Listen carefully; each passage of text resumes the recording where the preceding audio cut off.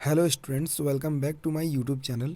तो आज हम बात करेंगे HCU 2020 MSc केमिस्ट्री एंट्रेंस का डिटेल पेपर सॉल्यूशन। जितना हो सके मैं डिटेल सॉल्यूशन देने की आपको कोशिश करूंगा, जिससे जो है आपको 2021 के एग्जामिनेशन में जो है हेल्प मिल सके। और वीडियो जो है बहुत ज़्यादा इंपॉर्टेंट होने वाली, क्योंकि मैं इसमें जो सॉल्यूशंस प्रोवाइड करूँगा, इससे जो है आप आने वाले एग्जाम्स में जो है क्वेश्चंस अप्रोचिंग सीख सकते हैं। तो इसीलिए वीडियो में एंड तक बने रहेगा। तो चलिए आज की वीडियो को शुरू करते हैं। और चैनल पे नए हैं तो चैनल को ज़रूर सब्सक्राइब करें इसी तरीके के वीडियोस के लिए। तो चलिए आज की वीडियो को हम शुरू करते हैं। तो सबसे पहले हमारा क्वेश्चन है, if a hydrogen atom atomic orbital has two radial nodes and is non zero at the origin, its principal and angular momentum quantum numbers respectively. तो यहाँ पे देखिए क्या दिया हुआ है, हमें दिया हुआ है टू रेडियल नोट्स। तो रेडियल नोट्स का जो फॉर्मूला होता है वो हमारा n-l-1 होता है। And non zero at the origin कहने का मतलब यहाँ पे ये होता है, नॉन ज़ीरो कहने का मतलब यहाँ पे ये होता है कि l इज इक्वल टू जो होता है वो ज़ीरो होता है। तो अब देखिए एन, जब L is equal to zero क्यों होता है, क्योंकि एट द ओरिजिन जो होता है प्रोबेबिलिटी डिस्ट्रीब्यूशन जो होता है वो जीरो होता है, इसीलिए L is equal to zero होता है। अब देखिए जो मैंने रेडियल का जो फॉर्मूला बताया n-l-1 होता है, इसकी वैल्यू जो है हमें कितनी दी हुई है, टू दी हुई है। तो एल का वैल्यू अगर जीरो है तो n-0-1 is equal to two, then N is equal to हमारा कितना वैल्यू आ जाएगा, एन इज इक्वल टू हमारा 3 वैल्यू आ जाएगा। तो एन का वैल्यू 3 एंड एल का वैल्यू हमारा जीरो। तो करेक्ट आंसर हमारा क्या हो जाएगा, ऑप्शन सी। अब हम लेते हैं अपने नेक्स्ट क्वेश्चन को। नेक्स्ट क्वेश्चन क्या है, the decomposition of nitrogen pentoxide N2O5 into इतना दिया हुआ है, आपका डिकम्पोज हो रहा है, is an endothermic process then but spontaneous है, तो इट इज़ ड्राइवन बाय। देखिए ये क्वेश्चंस को आप जो है गिस फ्री इक्वेशन जो होता है आपका, उससे आप इसे सॉल्व कर सकते हैं। तो आपको यहाँ पे क्या दिया हुआ है कि डिकम्पोजिशन ऑफ नाइट्रोजन पेंटाऑक्साइड का आपका यहाँ पे डिकम्पोजिशन हो रहा है, एंड ये जो रिएक्शन आपका एंडोथर्मिक है। एंडोथर्मिक मतलब क्या होता है, del H is equal to आपका जो है पॉजिटिव है यहाँ पे, ठीक है। तो अब ये रिएक्शन हमारा स्पॉन्टेनियस है। तो अब इस रिएक्शन को स्पॉन्टेनियस करने के लिए आप कौन सा कंडीशन इसमें अप्लाई करेंगे। तो आप यहाँ पे सबसे पहले देखिए कि delta G is equal to आपका होता है del H minus T delta S. अब देखिए जब डेल्टा एच अगर पॉजिटिव है, डेल्टा एच जो है हमारा पॉजिटिव है, तो ये जो टी डेल्टा एस की वैल्यू अगर टी डेल्टा एस की वैल्यू अगर ज़्यादा हो जाए डेल्टा एच से, तो ये जो ओवरऑल वैल्यू हमारी नेगेटिव आ जाएगी, ठीक है, नेगेटिव आ जाएगी। तो अब अगर हम यहाँ पे रिएक्शन देखें तो यहाँ पे रिएक्टेंट में आप देखिए जो मॉलिक्यूल्स थे वो 1 थे, एंड यहाँ पे जो राइट साइड में वो हमारे 3/2 मॉलिक्यूल्स हैं। मतलब यहाँ जो रिएक्टेंट थे और जो प्रोडक्ट में हैं, सॉरी ये 3/2 नहीं 5/2 होगा, ठीक है, ये हमारे हो जाएंगे 5/2 मॉलिक्यूल्स। तो प्रोडक्ट में जितने मॉलिक्यूल्स हैं और रिएक्टेंट में जितने मॉलिक्यूल्स हैं, तो वो प्रोडक्ट्स में जो है इंक्रीज़ हो रहे हैं। मतलब यहाँ पे हम कह सकते हैं कि ये डेल एस जो है हमारा रिएक्शन का जो है इंक्रीज़ हो रहा है, पॉजिटिव हो रहा है। अब जितना ज़्यादा ये पॉजिटिव होगा, ये टी डेल्टा एस की वैल्यू उतना ज़्यादा होगी।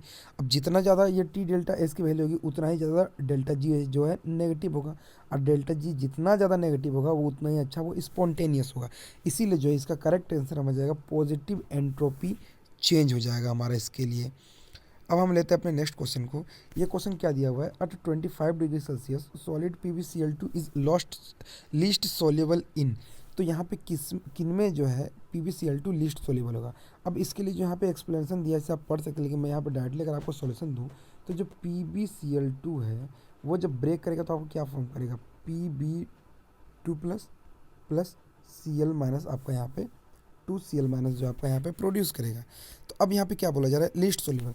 तो आपको एक बात बता दूँ, जैसे ही PbCl2 जो है इस तरीके से ब्रेक करता है, तो राइट साइड में जो हमारे हमारे जो है क्लोरीन यहाँ पे जो है इंक्रीज़ हो रहे हैं। अब जैसे यहाँ पे इंक्रीज़ हो रहे हैं, वैसे ही जो है यहाँ पे स्टेरिक आएगा, Pb एंड Cl के बीच में जो हमारा एक स्टेरिक आएगा।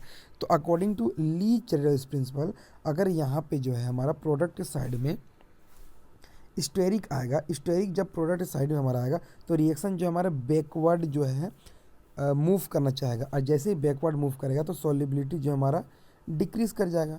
तो मतलब यहाँ पे जो है क्लोरीन जो है स्टेरिक यहाँ पे दे रहा है, ठीक है। तो यहाँ पे अब जो चारों ऑप्शन अगर हम देखें तो उसमें सबसे ज़्यादा क्लोरीन जो है हमारा कैल्शियम वाला कंपाउंड दे रहा है, ऑप्शन ए। और जितना ज़्यादा कैल्शियम जो है क्लोरीन देगा, उतना ही ज़्यादा हमारा जो यहाँ पे प्रोडक्ट साइड में जो रिपल्सन होगा और रिएक्शन जो है लेफ्ट साइड में मूव करने की कोशिश करेगा, इसीलिए जो है लीस्ट सोल्यूबल हमारा होगा CaCl2 में हमारा लीस्ट सोल्यूबल होगा। अब हम लेते हैं अपने नेक्स्ट क्वेश्चन को। तो नेक्स्ट क्वेश्चन में क्या है, the splitting of nuclear spin energy levels in the magnetic field is known as. तो इसे आप जानिएगा, ये जो होता है हमारा जीमन इफेक्ट होता है ये प्रोसेस। ओके, नेक्स्ट क्वेश्चन हमारा क्या है, the angle between the Miller planes 110 and 100 is in a simple cubic lattice. तो यहाँ पे देखिए हमें 4 ऑप्शन दिया हुआ है, तो इसका करेक्ट आंसर क्या होगा वो देखिए। तो हमें मिलर इंडिसेस क्या क्या दिया हुआ है, मिलर यहाँ पे प्लेन दिया हुआ है, सॉरी मिलर प्लेन, ठीक है। मिलर प्लेन क्या क्या दिया हुआ है, 110 एंड 100। तो आपको करना क्या है, जो 110 है वो आपका H1K1L1 है, एंड 100 है जो आपका H2K2L2 मैंने यहाँ पे लिखा हुआ है। अब जिसका जो एंगल निकालते हैं वो होता है हमारा cos theta is equal to H1H2 plus K1K2 plus L1L2 divided by square root of H1 square plus K1 square plus L1 square into H2 square into K2 square into L2 square. अब देखिए H1K1L1 का value मैंने बता दिया है, H2K2L2 का मैंने बता दिया है।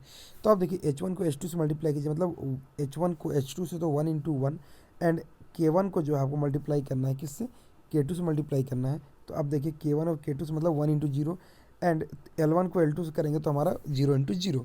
तो इस तरीके से जो आपका यहाँ पे वैल्यू पुट कर सकते हैं, एंड इसका जो रूट निकालेंगे तो इसका रूट कितना आएगा, 1 square plus 1 square plus 0 square into 1 square into 0 square plus 0 square. तो आप जो इसे सॉल्व करेंगे तो ये ऊपर में ये सारा जो वैल्यू है ये तो हमारे 0 आ जाएंगे, एंड ऊपर में बचेगा 1, एंड सिमिलरली ये जो वैल्यू हमारा 1 के करीब आएगा, एंड ये जो हमारा √2 के करीब आएगा। तो cos थीटा इक्वल टू हम 1/√2 लिख सकते हैं, एंड जो cos थीटा जो 1/√2 होता है वो हमारा थीटा 45 डिग्री वैल्यू होता है। तो करेक्ट ऑप्शन हमारा हो जाएगा यहाँ पे ए। अब हम लेते हैं अपने नेक्स्ट क्वेश्चन को। नेक्स्ट क्वेश्चन क्या है, the order of electromagnetic radiation with increasing wavelength. तो आपको मैं बताते चलूँ, यहाँ पे मैंने सारा चीज़ का ऑर्डर दे दिया है। जो रेडियो वेव का वेवलेंथ सबसे ज़्यादा होता है, then microwave, then IR, then visual, then UV, then X ray, then gamma ray. तो यहाँ पे देखिए रेडियो का सबसे ज़्यादा है, तो इसका जो करेक्ट ऑप्शन आप यहाँ पे देखें तो हमारा कौन सा हो सकता है, या तो C या तो D। लेकिन रेडियो के बाद C ऑप्शन माइक्रोवेव है, एंड यहाँ इंफ्रारेड है, इसीलिए हमारा जो करेक्ट ऑप्शन हमारा C हो जाएगा इसका आंसर। एंड हमारा नेक्स्ट क्वेश्चन कौन सा है, with increasing the ionic strength of solution the rate of a chemical reaction between two cationic reactants। जो दो cationic reactants के बीच में अगर आप ionic strength इंक्रीज करेंगे तो जो हमारा रेट होगा वो इंक्रीज होता है इस केस में। अब हम लेते हैं अपने नेक्स्ट क्वेश्चन को, अ even functions among the following is. तो यहाँ पे देखिए इवन फंक्शन बता रहे हैं, तो सबसे पहले आपको जान लेना इवन फंक्शन होता क्या है।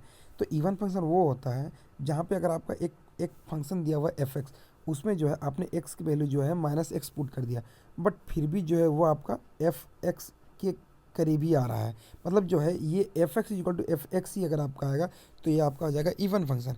बट इन केस जो है ऑड फंक्शन में क्या होता है, f(x) जो है अगर आपने जो है उसमें x का वैल्यू जो है -x पुट कर दिया तो वो वैल्यू आपको कितनी आ जाएगी, वो आ जाएगी -f(x) के करीब आ जाएगा जो मैंने यहाँ पे दिया है। तो ये अगर -f(x) के करीब आएगा तो ये हमारा ऑड फंक्शन होगा। तो नेक्स्ट टाइम आपको क्या ऑड फंक्शन से भी क्वेश्चन पूछ सकता है, इसलिए आप इसे नोट कर लें। अब देखिए अगर मैंने यहाँ पे दो ही ऑप्शन लिया है, यहाँ पे देखिए अगर मैं sin x की वैल्यू जो है -x पुट करूँ तो आपको पता है कि sin -x की वैल्यू जो होती है -sin x होता है। अब देखिए f(x) जो है वो -f(x) के करीब आ रहा है तो हमारा ऑड फंक्शन हो गया। बट उसी केस में sin x बाय अगर x हम लेते हैं तो यहाँ पे आप देखिएगा sin x की वैल्यू ऊपर मैंने -x लिया एंड नीचे -x, तो sin x की जो वैल्यू है, सॉरी sin -x की जो वैल्यू वो -sin x के करीब आएगा, एंड नीचे जो -x था तो दोनों जो है प्लस हो जाएंगे, एंड हमारा sin x बाय x आ जाएगा, इसीलिए हमारा इवन फंक्शन हो जाएगा। सिमिलरली आप इन्हें कैलकुलेट करेंगे तो यहाँ आपका ऑड फंक्शन आ जाएगा। अब हम लेते हैं अपने नेक्स्ट क्वेश्चन को, द इक्वेशन x(y)=4। ये जो होता है ये इक्वेशन आपका रिप्रेजेंट करता है हाइपरबोला को। अब हम लेते हैं अपने लास्ट क्वेश्चन को। ये क्वेश्चन क्या है, among the following the incorrect expression for cos 2θ is. देखिए ये क्वेश्चन बहुत इंपॉर्टेंट है, और मुझे जितना मैथमेटिक्स के क्वेश्चंस आएंगे मैं अपने सीरीज़ में जो है इस क्वेश्चन आंसर सीरीज़ में आपको हेल्प करने की पूरी तरीके से कोशिश करूँगा। तो इसका आंसर जो है वो कैसे निकालेंगे, देखिए यहाँ पे दिया हुआ है हमें cos theta is equal to किसके नहीं है। तो आपको बता दूँ 1 - cos theta is equal to होता है हमारा 2 sin स्क्वायर थीटा होता है।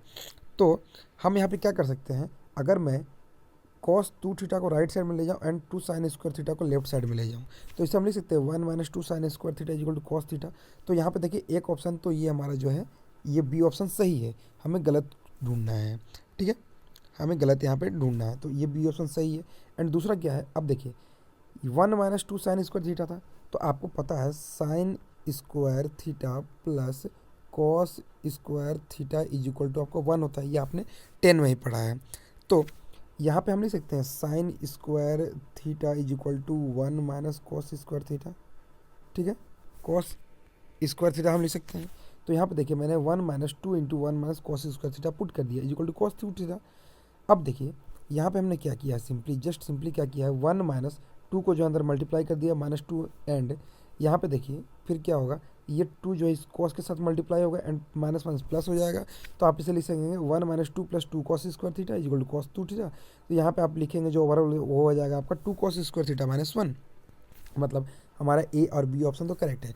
अब तीसरा केस क्या है, जो आपने 1 - 2 cos square sine square theta जो आपने लिया था, उसे आप ऐसे लिख सकते हैं 1 - sign square theta minus sine square theta, क्योंकि दोनों का सम करेंगे तो 1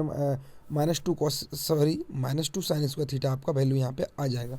अब देखिए 1 - साइन स्क्वायर थीटा इक्वल क्या होगा, आपका कॉस स्क्वायर थीटा होगा, एंड इसीलिए आप यहाँ पे लिख सकते हैं cos square theta minus sine square theta is equal to cos 2 theta. इसीलिए आपका जो यहाँ पे रॉन्ग स्टेटमेंट है वो आपका डी है, तो इसके इसीलिए आपका ये आंसर होगा। तो कैसा लगा आपको सॉल्यूशन, आप कमेंट सेक्शन में मुझे ज़रूर बताइएगा, और मैं इसी तरीके से जो है आगे के क्वेश्चन को सॉल्व करके इस सीरीज़ पर डालते रहूँगा। अगर चैनल पर नए हैं तो चैनल को ज़रूर सब्सक्राइब करना और बेल आइकन को प्रेस करना, ताकि जब भी मैं कोई नई वीडियो डालूँ तो आपको उसकी नोटिफिकेशन सबसे पहले मिलते हैं नेक्स्ट वीडियो में। तब तक धन्यवाद।